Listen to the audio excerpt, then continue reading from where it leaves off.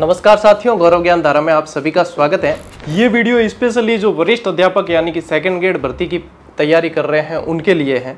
अब आप लोगों को सबको पता है कि 6500 नए पद आए हैं आप लोगों के। अभी 2025 के अंदर सितंबर में एक एग्जाम है और उसके बाद ही आप लोगों के एक नई वैकेंसी आ रखी है 6500 पद। तो उन 6500 पदों में से एक पद आपका हो, उसके लिए क्या स्ट्रेटेजी अपनाया जाए, किस तरीके से आगे बढ़ा जाए, वो मैं इस वीडियो में बताऊंगा। मैं आप लोगों को बताने वाला हूं कि तकरीबन आप लोगों के पास में 12 महीने हैं। यदि अपन थोड़े से दिन लेस भी करते तो 11 महीने तो फिर भी बचे हैं। कोई बच्चा जीरो से भी यदि तैयारी स्टार्ट करे तो भी वो इतनी अच्छी प्रिपरेशन कर सकता है कि इन 6500 में से एक सीट उसकी है। लेकिन इसके लिए आप लोगों को कुछ प्लानिंग करनी पड़ेगी, कुछ टारगेट लेकर चलना पड़ेगा, कुछ लक्ष्य लेने पड़ेंगे। यदि मैं आप लोगों की बात करूं तो अभी जितने विद्यार्थी हैं वो लगभग सभी इसमें से अध्यापक यानी कि ग्रेड 3 वैकेंसी की तैयारी कर रहे हैं। आप लोगों का उसका एग्जाम है जनवरी के अंदर। तो ये आप मानकर चलें कि आप लोगों की ग्रेड 2 यानी कि वरिष्ठ अध्यापक की तैयारी तो साथ चल ही रही है। लेकिन एक और चीज़, जिनके MA है उनके लिए स्कूल व्याख्याता भी आ रखी है। और स्कूल व्याख्याता की जो आप लोगों के एग्ज़ाम डेट है वो मई 2026 है। और वरिष्ठ अध्यापक की जो एग्ज़ाम डेट है वो आप लोगों के जुलाई 2026 है, जो आप लोगों के स्पेशली 12/7/2026 को एग्ज़ाम होने हैं। तो इसीलिए मैं कह रहा हूँ लगभग आप लोगों के पास में समय जो है वो तकरीबन 12 महीने का है। लेकिन जब आप रीट मेंस दे देंगे यानी ग्रेड 3 दे देंगे तो अपनी गाड़ी जो है वो वरिष्ठ अध्यापक की तरफ मोड़ देनी है पूरी तरीके से। क्योंकि यदि आप स्कूल व्याख्याता की तैयारी करते हो तो देखो उसका लेवल और उसके कई सारे टॉपिक ऐसे हैं जिसमें आप लोगों को काफ़ी सारी चेंजेस भी देखने को मिलेंगे। तो वहाँ पे जो है आप लोगों को दोनों में से एक लक्ष्य चुनना पड़ेगा, या तो स्कूल व्याख्याता या फिर वरिष्ठ अध्यापक। अब मैं यहाँ पे वरिष्ठ अध्यापक की तैयारी करने वाले हैं उनके लिए बात कर रहा हूँ। तो सबसे पहले अपन बात करते हैं परीक्षा स्कीम पे। आप लोगों के जो पेपर होना है वो कुल 500 अंकों का होगा। 2 पेपर होते हैं आप लोगों के। प्रथम प्रश्न पत्र जो है आप लोगों का 200 नंबर का होता है और उसके लिए आप लोगों को समय मिलता है 2 घंटे। द्वितीय प्रश्न पत्र जो आप लोगों के विषय का होता है वो आप लोगों के 300 अंकों का होता है और उसके लिए आप लोगों को समय मिलते हैं 2.5 घंटे के। ठीक है, 2.5 घंटे का समय मिलता है। अब बात करते हैं अपन जीके की, जो कॉमन है। उसके अंदर देखो आप लोगों के कुछ सब्जेक्ट पे मैं बात करूंगा, जैसे कि राजस्थान जीके। राजस्थान जीके के साथियों आप लोगों के आएंगे 40 प्रश्न। कितने आएंगे? 40 प्रश्न, और वो 80 अंकों के होते हैं। अब ये मतलब एक जितने एग्जाम पीछे हुए हैं उन सब के आधार पे बता रहा हूं मैं। आयोग ऐसा क्लैरिफिकेशन पहले देता था, अब नहीं देता है। ठीक है, तो यहाँ पे 40 अंकों के जो आपके प्रश्न है, 40 प्रश्न है 80 अंकों के। ठीक है, अब मैं आप लोगों को यहाँ 12 महीने के 6 टारगेट बताने वाला हूँ कि इन 6 टारगेट को आप लोगों को अच्छे से लेकर चलना है और हिट करना है। सबसे पहला जो टारगेट है अपना राजस्थान जीके, क्योंकि आप ग्रेड 3 के अंदर भी राजस्थान जीके बहुत अच्छी तरीके से पढ़ोगे तो वहां पे आप लोगों को इस राजस्थान जीके के लिए अपना जो टोटल टाइम है उसमें से 2 महीने का टाइम इसके लिए डेडिकेटेड रखना है।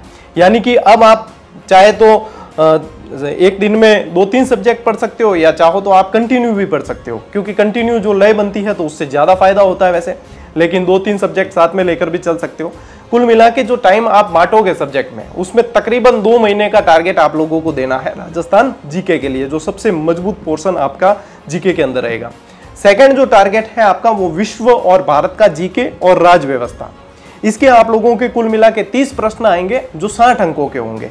ठीक है, इसके लिए भी आपको 2 महीने का टाइम देना है। यानी कि आपका टोटल जो टाइम है उसके अंदर से आपको 2 महीने का टाइम इसके लिए डेडिकेटेड रखना है कि हाँ, हमारा मान लीजिए 12 महीने का हमने जो शेड्यूल बना रखा है उसमें हम इतना टाइम इन सब्जेक्ट्स को देने वाले हैं। उसके अंदर से आप 2 महीने इसके लिए लीजिए। तो 2 महीने तो हो गए आपके राजस्थान जी के, 2 महीने हो गए आपके विश्व भारत जी के और राज्य व्यवस्था। फिर आता है आपके पोर्शन साइकोलॉजी का। साइकोलॉजी के आपके 20 प्रश्न आएंगे 40 मार्क्स के। ठीक है, इसके लिए आप अपने टोटल टाइम का कम से कम 45 दिन दीजिए साइकोलॉजी को, क्योंकि साइकोलॉजी का अंक यदि कम है लेकिन फिर भी 45 दिन कम से कम देने पड़ेंगे, 1.5 महीना देना पड़ेगा, तब जाके आप उस लेवल की जो अभी पूछी जा रही है साइकोलॉजी उसे कर सकते हो, अच्छे से प्रैक्टिस कर पाओगे और फिर अच्छे से जो है एग्जाम क्रैक करने के लायक पढ़ पाओगे। चौथा टारगेट है अपना Rajasthan current affairs. Rajasthan current affairs के आप लोगों के 10 प्रश्न आने हैं जो 20 मार्क्स के होंगे। अब ये एग्जाम से 1 या 2 महीने पहले आप पढ़ें और अपने टोटल टाइम का लगभग 1 महीना वो डेडिकेटेड रखें आप करंट अफेयर्स के लिए। और वो आप एग्जाम से 2-3 महीने पहले ही पढ़ना स्टार्ट करें। और मैं जो कहूँगा वो ये कि 1 महीने पहले करंट अफेयर्स पढ़ना चाहिए। ये 4 टारगेट हुए आप लोगों के। अब इसके अलावा आपका 5वां टारगेट है आपका सब्जेक्ट। तो आपका जितना जो टाइमिंग आप लोगों ने बना के रखा है कि हाँ हमें इतने टाइम पढ़ाई करनी है, इतना टाइम है हमारे पास में, उसमें से आप अपने 3 महीने कम से कम वो देंगे आप सब्जेक्ट के लिए, क्योंकि सब्जेक्ट का पेपर भी बड़ा है और सब्जेक्ट में वैसे आप लोगों की कमांड होती है। सभी विद्यार्थी सब्जेक्ट में अच्छे होते हैं, चाहे वो स्कूल व्याख्याता की तैयारी कर रहे हैं, चाहे वो वरिष्ठ अध्यापक की कर रहे हैं और चाहे रीट मेंस की कर रहे हैं, तो भी आप लोगों को सब्जेक्ट तो पढ़ना ही है। तो ये हो गए कुल मिला के आप लोगों के, देखो 2 महीने मैंने कहे राजस्थान जी के, 2 महीने आप लोगों के विश्व भारत, 4 महीने, 1.5 महीना हो गया आप लोगों के ये अपने साइकोलॉजी, तो कितने हो गए लगभग 5.5 महीने, और 30 दिन हो गए आप लोगों के 1 महीना करंट अफेयर्स, 6.5 महीने, और 3 महीने और जोड़ लो, लगभग 9-9.5 महीने का ये टारगेट है। अब आपके पास में कितने हैं, तकरीबन 12 महीने हैं। पीछे जो बचा टाइम है वो है आप लोगों का दोहरान के लिए, रिवीजन के लिए।